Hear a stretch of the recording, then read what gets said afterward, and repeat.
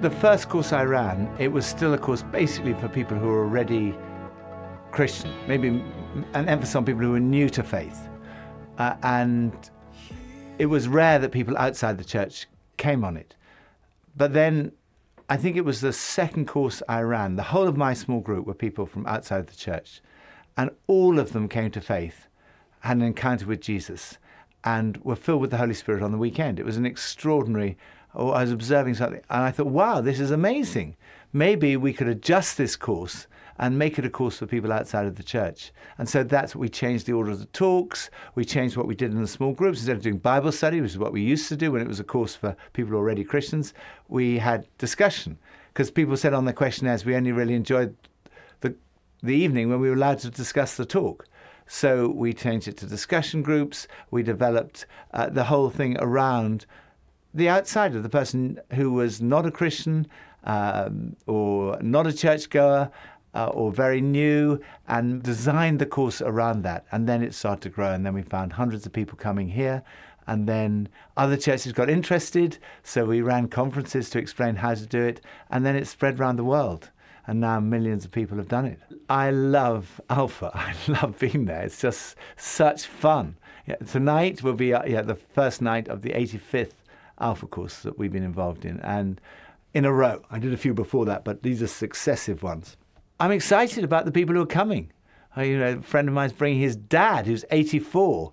But then there'll be other people. Mainly, the average age in our small group, well, the average age will be higher than 27 this time because of the 84-year-old. But most of the other people, the average age will be 27, which is the age of the guests. Average age 27. Most of the guests are aged between 18 and 35. And it's amazing. I mean, a guy on the last course, both his parents lived in the same village in mainland China, although they'd never met. And both of them swam to freedom. And they then emigrated to Australia. His mother set up a restaurant. His father went to work in the restaurant. That's how they met. They got married. He was brought up as an atheist and always been an atheist, but was in Israel and heard about Jesus. And he thought, every other country I go to and I hear about the history, I never doubt that king existed, or whatever it was they're telling me about, that prime minister.